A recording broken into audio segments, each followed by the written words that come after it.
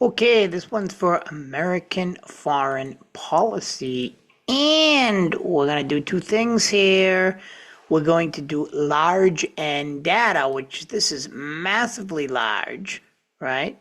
And we're going to test whether or not you're more likely to vote, or were more likely, because this is the past before you were born, to vote for the Iraq War, whether you're Republican or Democrat. What does this have to do with this week's module? Well, this is very, very important because it's addressing two things in American politics. Number one, foreign policy. Look at this. These are the votes, Republican, true or false, so whether you're Republican or Democrat, and vote yes, 1, 0, no for the Iraq War. An interesting research question is, were Republicans more likely or Democrats to vote for George Bush's war in Iraq?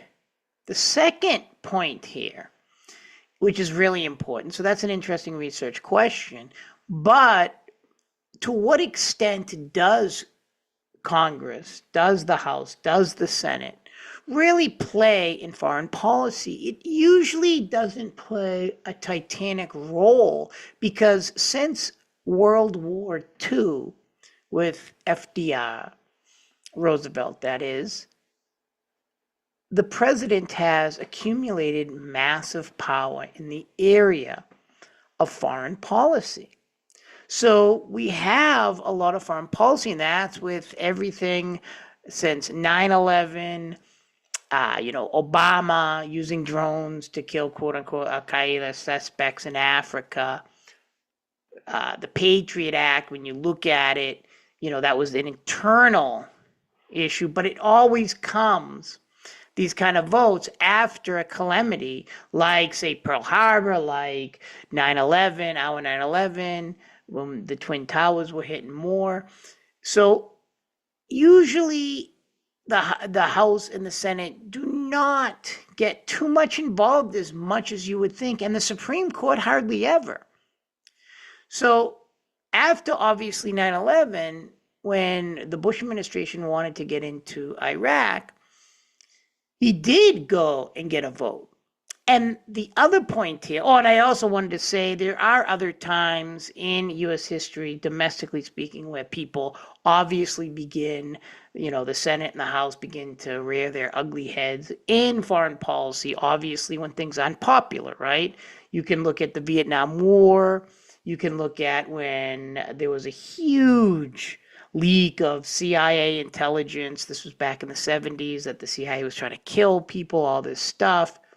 So they often kind of get involved. In this case, a lot of the times when, the Senate and the House get involved, it's usually to go against something, right? When something becomes unpopular, like the Vietnam War.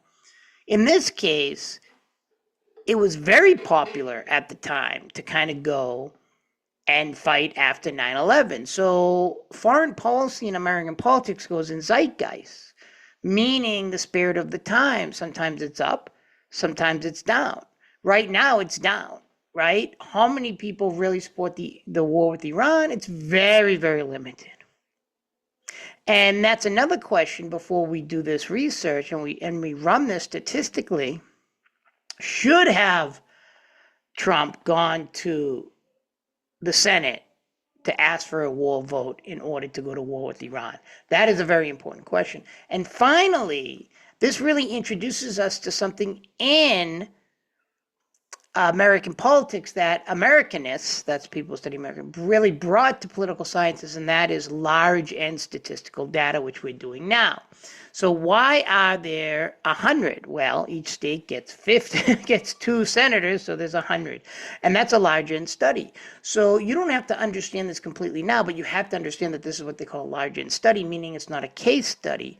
But there are many, many numbers here, and there's obviously 100. It's great to begin with because each state gets 2 senators. Should Puerto Rico be a state? We'll talk about that another time. So right here, I call it vote. You don't have to run this, but if you take me for statistics later, this is a free program. R is the statistical language, and R Studio is the user-friendly interface, which I'm using. And I call this vote. GLM, that's generalized linear model, right? I'll take out my little pen.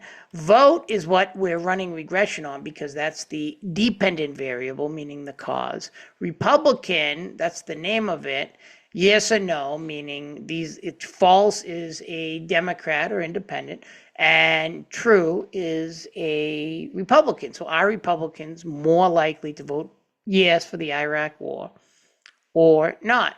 The family is binomial because binomial means you only have two choices, yes or no. And then the data in this is called Iraq.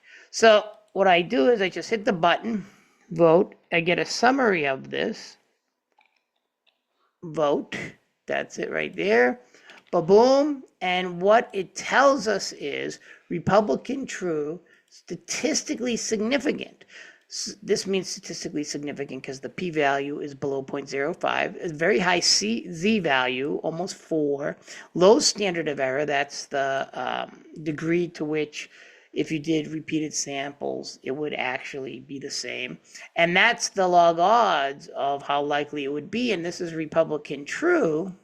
I'm not going to get into the known residual deviance, but for now, residual deviance, the lower the better. So it really is significantly lower, 107 here. And then with this independent variable, it reduces all the way to about 80. So that's really good. So this is a good model. This is basically telling you that Republicans are clearly more likely, because of the p-value below 0.05, to vote true, the Republican, which is true, to vote for the Iraq war because, as it says here, 1, which would be the positive, much more likely Republicans, just like Hatch of Utah. So this basically tells us, the statistical analysis that Americans rely on, that Republicans were much more likely than Democrats and independents to vote for the Iraq war. The Republicans were much more likely to vote for the Iraq war than Democrats and independents. So that's like really, really interesting research. But it also shows you Bush actually did go to the Senate. He knew that most of the people in his party and some Democrats would vote for it. Should have Trump gone to the Senate and asked for this vote? That is the question as well. So we got 3 goals here, and I'll end here. Number 1, when does the House and the Senate get really involved in foreign policy? In American politics, that's usually when something is very unpopular, like Vietnam, etc., or something is popular, like this. He knew he was going to get the votes, so he went, and that is George Bush, and he got the votes mainly from Republicans and a few Democrats, but you were more likely to vote yes if you were a Republican. 2, this shows you the statistical analysis that is becoming more and more popular. It's been popular for a while in American politics. This is a large study. It's not just a case. And you've got 200. And if you take me for political statistics, you can see data sets with thousands and thousands. And 3, this really tells you something about what's going on now. Should have Trump went to the House and Senate to ask for permission to invade, cause a war against Iran. What do you people think? Take care, everyone, and thanks for listening.